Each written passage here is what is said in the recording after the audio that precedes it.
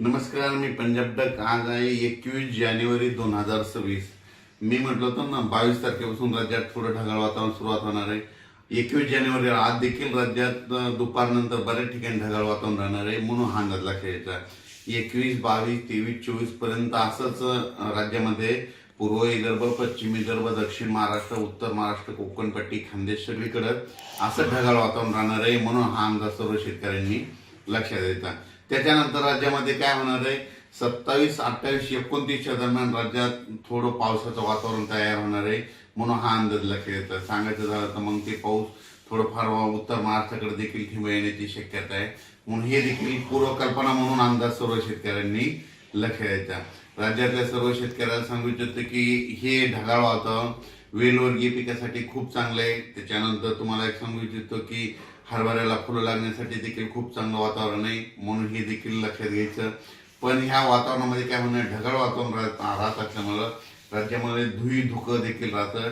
धुई धुक्यामुळे काय होतं की द्राक्ष बाग, डाळिंब शेतकऱ्याचं अतोनात खूप नुकसान होतं, म्हणून ही अंदाज सर्व शेतकऱ्यांनी लक्षात घ्यायचा. कर्नाटक, नेपाळीचं त्या भागातल्या शेतकऱ्याला, तंबाखू काढणाऱ्या शेतकऱ्याला सांगू इच्छितो की राज्यामध्ये आणखीन 26 तारखेपर्यंत असं ढगाळ वातावरण राहणार आहे, म्हणून हा अंदाज लागायचा.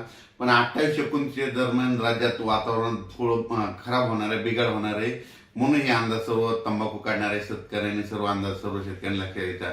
वीट उत्पादकांना देखील हा अंदाज लक्षात घ्यायचा, कारण की खूप काही असं मोठा पाऊस नाही, मागे जसा आलता ना तसा तुरळक ठिकाणी कुठेतरी थेंब येणार आहे, म्हणजे 28, 29, 30च्या दरम्यान, म्हणून हे अंदाज सर्व शेतकऱ्यांना लक्षात घ्यायचा.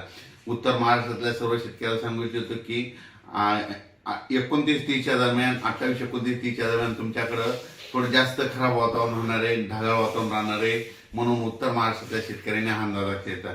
मग हे वातावरण कशामुळे खराब होणार आहे त्याचा एक मला कल्पना देतो. काय झालं की वेस्टर्न डिस्टर्ब WD काय झालं, गुजरात, राजस्थान, पंजाब, हरियाणा, मध्य प्रदेश, उत्तर प्रदेश तिकडे काय होणार आहे आता ह्या म्हणजे 26 ते 30 दरम्यान, म्हणजे जानेवारीच्या शेवटच्या आठवड्यात त्या 5-6 राज्यामध्ये काही ठिकाणी बर्फवारी होईल, कुठं गारपीट देखील होईल, कुठं मध्य प्रदेशमध्ये, राजस्थान, हरियाणा, पंजाब, उत्तर प्रदेश तिकडे गारपीट होईल. पण त्याचा असर काय होणार आहे महाराष्ट्राला, मग ढगाळ वातावरण राहील आणि तुरळक ठिकाणी मग क्वचित भागामध्ये कुठंतरी थिंब पडतील, म्हणून हा अंदाज सर्व शेतकऱ्यांनी पूर्वकल्पना म्हणून लक्षात यायचा.